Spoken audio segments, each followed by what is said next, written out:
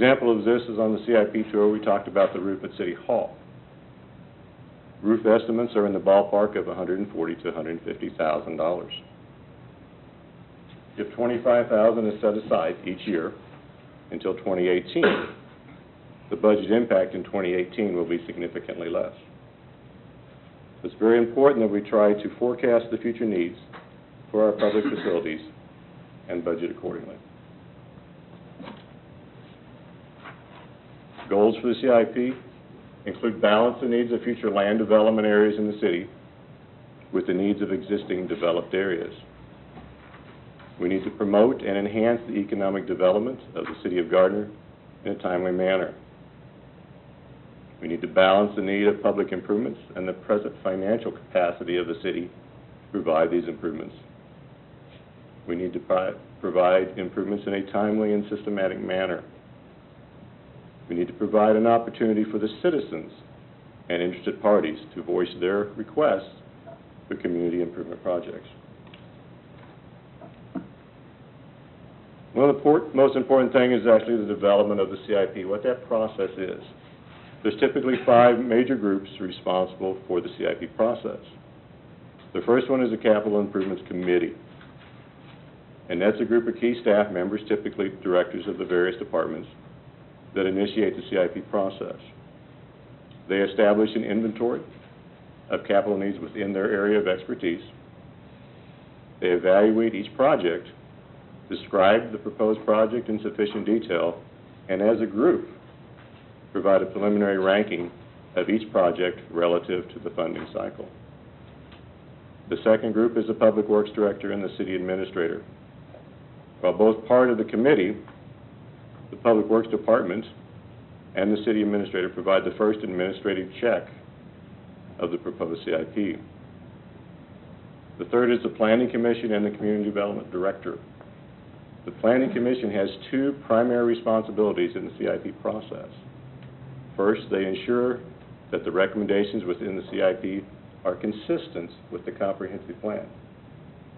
And second, they take public comment at a hearing and serves as a recommending body for the City Council. The Community Development Director helps to manage the CIP process through this level. The fourth group is the public. To maintain the integrity of the comprehensive plan and to achieve community goals, citizens play a role in this process. They are invited to public hearings to listen and to comment on recommendations of the Capital Improvements Committee. And finally, the City Council. The City Council reviews the recommended CIP based on input from the preceding groups. Finally, the City Council will adopt the capital improvement budget as an element of the annual operating budget and endorse the CIP by resolution. It's important to have the Capital Improvements Committee evaluate projects each year, while some long-term maintenance projects may not change. Street maintenance, you might have a 10-year plan. Each year that's virtually the same, different roads. But sometimes the actual field conditions, economic development, both potential and realized, can change project priorities. The Capital Improvement Committee is the first step and takes the majority of the time. Departments need to look at their maintenance needs, their adopted master plans, and the comprehensive plan. They will need to study each project, determine the cost, and prepare detailed project descriptions. Priority settings. In the CIP process, there will be 3 defined areas. The first one is maintenance, and that includes maintenance of our existing facilities, facilities being roads, water, sanitary, parks, building, electric, and others. The second are specific individual projects. These might include signals, quiet zones, new parks, or new structures. And the third area is redevelopment or growth for economic development. These might include extension of services, the extension of water and sanitary, new roads, a new electric service.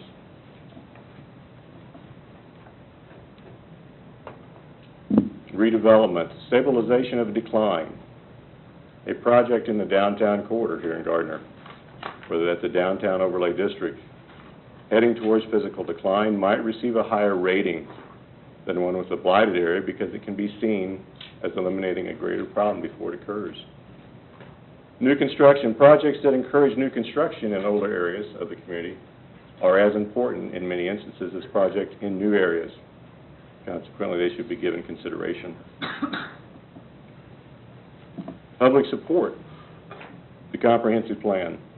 Projects that serve to implement the goals of the plan should be given immediate consideration. Council goals.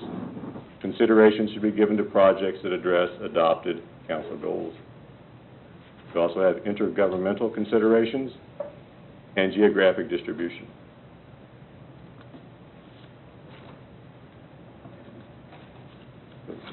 Organization of the CIP.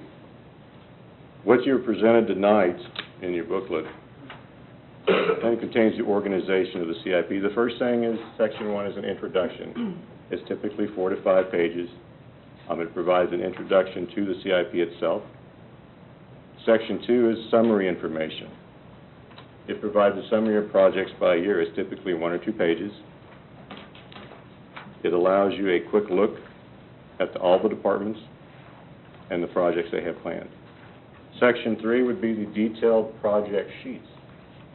The detailed project sheet provides a descriptive narrative of the project, a detailed breakdown of cost, proposed funding, and project justification.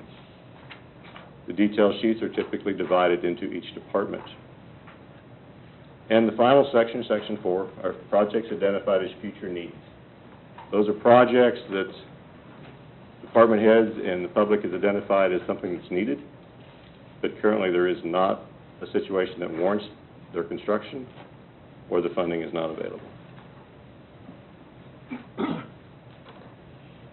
Okay.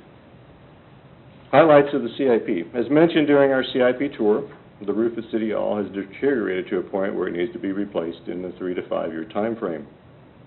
We will be recommending that funds be set aside starting in 2014 to help cover the replacement cost.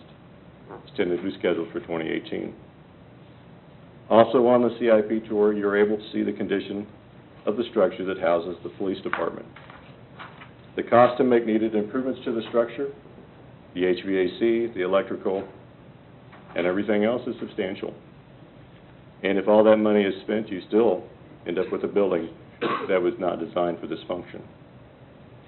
But before jumping into a new design and a new location, it's important to determine what's really needed.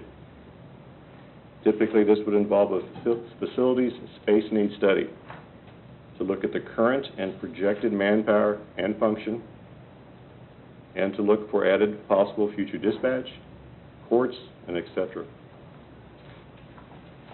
Other things listed is, from the CIP tour, we looked at the Parks building right across the street.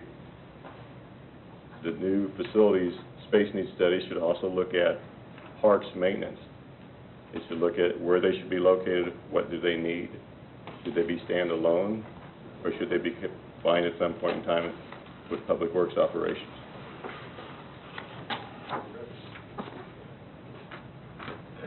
Also included in the highlight is Parks and Recreation. They have proposed the rehabilitation to the Aquatic Center, improvements to Westside Park and to trails, and new city entrance signage. Okay. Sanitary sewer and stormwater. Maintenance of the sanitary sewer system is critical. I think Jim Melbourne talked about it quite a bit. Rehab of manholes and older sanitary lines will reduce flows to our lift stations and to the Kill Creek treatment plant. This saves money and extends the life of the existing plant. In a storm event, it is typically to see flows 8 to 10 times the normal daily flows. That's water entering in our system through leaky manholes and leaky lines. Programs to reduce this help the plant. They reduce the need for large, temporary storage facilities, reduce untreated discharges, reduce backups in basements, One thing that you also have here is